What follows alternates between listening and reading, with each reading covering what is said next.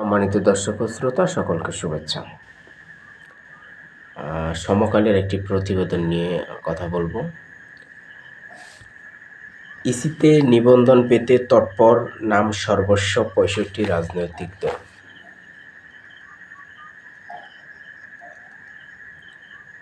আমরা দেখলাম ৫ই আগস্টের পর ৯ মাস অন্তত ২৪টি রাজনৈতিক দলের আত্মপ্রকাশ ঘটেছে। এছাড়াও নাম সর্বস্ব ৬৫টি রাজনৈতিক দল এ পর্যন্ত ইসিতে নিবন্ধনের জন্য আবেদন করেছে। আরও সময় রয়েছে সামনে, ২২ জুন পর্যন্ত নিবন্ধনের জন্য রাজনৈতিক দলের কাছ থেকে আবেদনের সময় দেওয়া হয়েছে। আরও কতগুলো নাম সর্বস্ব রাজনৈতিক দল নিবন্ধন চায়, আরও কতগুলো রাজনৈতিক দলের আত্মপ্রকাশ ঘটে সেটা বলাই বাহুল্য। ৫ই আগস্টের পর ৫টি রাজনৈতিক দল আদালতের মাধ্যমে নিবন্ধন ফিরে পেয়েছে। এবি পার্টি, নাগরিক ঐক্য, গণ অধিকার পরিষদ, গণসংহতি আন্দোলন, বাংলাদেশ মাইনরিটি জনতা পার্টি, এই দলগুলো আদালতের মাধ্যমে নিবন্ধন পেয়েছে।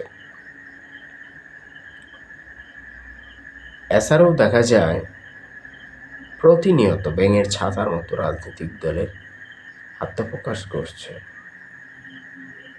এটা একদিকে বলা যায় যে মানুষের স্বাধীনতা রয়েছে, ইচ্ছা রয়েছে, আকাঙ্ক্ষা রয়েছে, সে যা খুশি করতে পারে, কিন্তু রাজনৈতিক দল আত্মপ্রকাশ করতে গেলে এখানে অনেক হিসাব নিকাশ রয়েছে।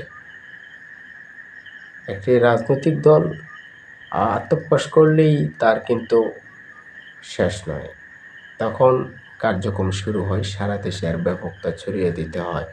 কিন্তু যে ব্যাঙের ছাতার মতো যে রাজনৈতিক দলগুলো হচ্ছে, আত্মপ্রকাশ করছে, এগুলার মূল উদ্দেশ্য কী, ভবিষ্যৎ কী, লক্ষ্য কী? সস্তা জনপ্রিয়তা, নিজেকে যাচাই করার একটা মাধ্যম, ব্যবসায়িক সুবিধা নেওয়ার একটা মাধ্যম, নাকি অন্য কিছু? আমার কাছে যতটুকু মনে হচ্ছে, নিজের জনপ্রিয়তা তৈরি করার জন্য রাজনৈতিক দলগুলো আত্মপ্রকাশ করা হয়। কারণ দেখা যায় অনেক রাজনৈতিক দলের নাম কেউ জানে না, তাদের অফিস কোন জায়গায় আসে তাও ঠিক ঠিকানা নাই, তাদের কর্মী নাই, নেতা একজন, দলও একজন, এই অবস্থা, হাস্যকর বিষয়। সুতরাং আমাদের নিজেকে জাহির করার জন্য যা তা করলেই হবে না। নির্বাচন কমিশন রয়েছে, ওনাদেরও উচিত যারা নিবন্ধনের জন্য আবেদন করবে তাদেরকে খুব যাচাই বাছাই করে তাদের আবেদনপত্রটি গ্রহণ করা। আর কিছু বইপুরের সংগঠন বইপুরে নাম দিয়ে ইসিতে ইতিপূর্বে আমরা দেখেছি আবেদন করেছিল। এই বইপুরে নাম দিয়ে যাতে রাজনৈতিক দলের যেন ইসিতে আবেদন না করা, ওই দিকে সতর্ক থাকা উচিত।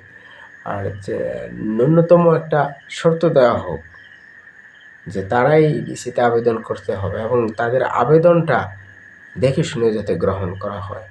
শুধু এক ব্যক্তির এক দল, এই ধরনের কোনো রাজনৈতিক দলের আবেদন যাতে ইসিতে গ্রহণ না করা হয়, এগুলো হাস্যরসাত্মক বিষয় হয়ে দাঁড়ায় মানুষের মধ্যে। গণমাধ্যমে একটা নিউজ আসলো, ওই ধরনের সস্তা জনপ্রিয়তা তৈরি করার জন্য অনেকে এই ধরনের কার্যক্রম করে থাকে। সুতরাং আমাদের সচেতন হওয়া উচিত। ধন্যবাদ।